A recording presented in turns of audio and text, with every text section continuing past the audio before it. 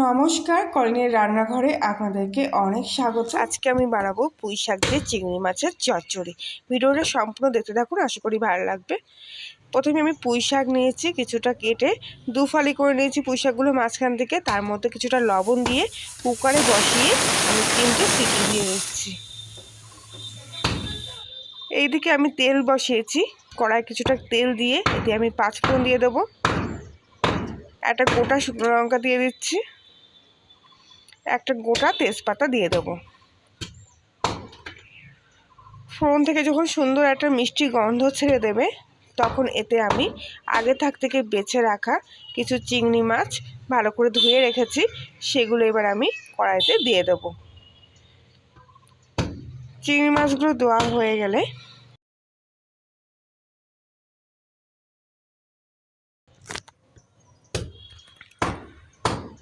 সামান্য একটু লবণ দিলাম,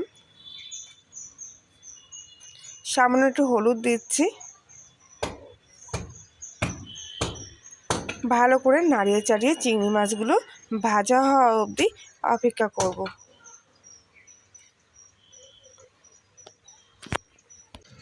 চিংড়ি মাছগুলো আমার ভাজা হয়ে এসছে। এবার আমি এতে কুটে রাখা আগে থেকে কিছুটা কুমড়ো আর আলু ফালি করে রেখেছি, এগুলো এবার আমি এই চিংড়ি মাছের মধ্যে দিয়ে দেব। আলু কুমড়োগুলো সব দেওয়া হয়ে গেছে আমার। ভালো করে তেলে একসঙ্গে নাড়িয়ে চাড়িয়ে নেব।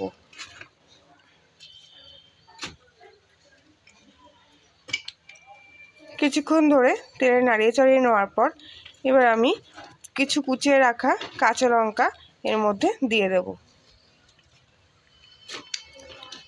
আবারও কিছুক্ষণ ধরে ভালো করে তেলে নাড়িয়ে চাড়িয়ে নিতে হবে। কুমড়ো আলুগুলো মোটামুটি কষা হয়ে গেছে। এখন আমি এতে 1 চামচি লবণ, 1 চামচি হলুদ গুঁড়ো, 2 চামচ পরিমাণ চিনি দিলাম। একটু মিষ্টি মিষ্টি ভালো লাগে খেতে, তাই জন্য চিনিটা বেশি পরিমাণ দিতে হবে। আপনারা যেমন মিষ্টি খাবেন তেমনি দিয়ে দেবেন স্বাদ মতো।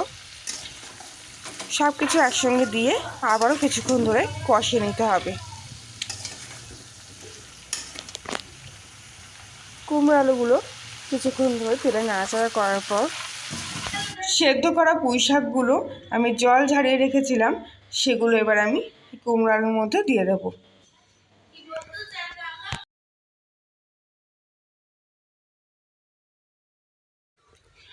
সমস্ত কিছু একসঙ্গে দিয়ে ভালো করে কষাতে হবে। কিছুক্ষণ ধরে ভালো করে নাড়িয়ে চাড়িয়ে নিলাম। এই সময় গ্যাসের ফ্লেমটা হাইতে দিয়ে রাখবো।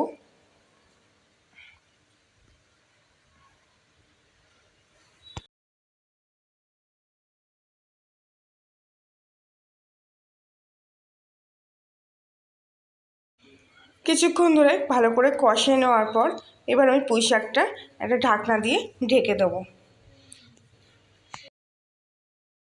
প্রায় 5 মিনিট দমে রাখার পর আমি ঢাকনাটা খুললাম, আর দেখুন পুঁই শাকটা অনেকটা নাতিয়ে এসছে। এবার কিন্তু ভালো করে কষাতে হবে। কিছুটা জলও বেরিয়ে এসছে কুমড়োর থেকে। খানিকক্ষণ ধরে ভালো করে কষিয়ে নেব, যতক্ষণ না পর্যন্ত পুঁই শাকটা আঠা আঠা ভাব চলে আসছে।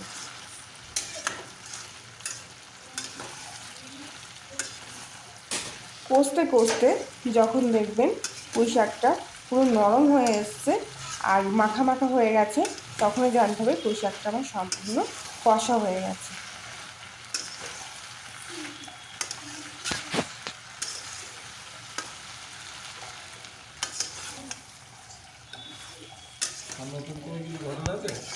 প্রায় 5 মিনিট ধরে গ্যাসের ফ্লেম হাইতে দিয়ে কষানোর পর কিন্তু পুঁই শাকটা এই অবস্থাতে এসছে। এখন দেখুন আলুগুলো আমার সেদ্ধ হয়ে গেছে।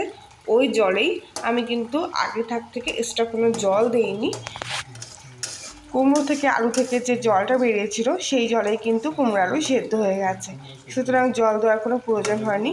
পুঁই শাকটা আমার একদম আঠাটা হয়ে গেছে। রান্নাটা আমার পুরো কমপ্লিট হয়ে গেছে। এবার আমি গ্যাসটা অফ করে দেবো।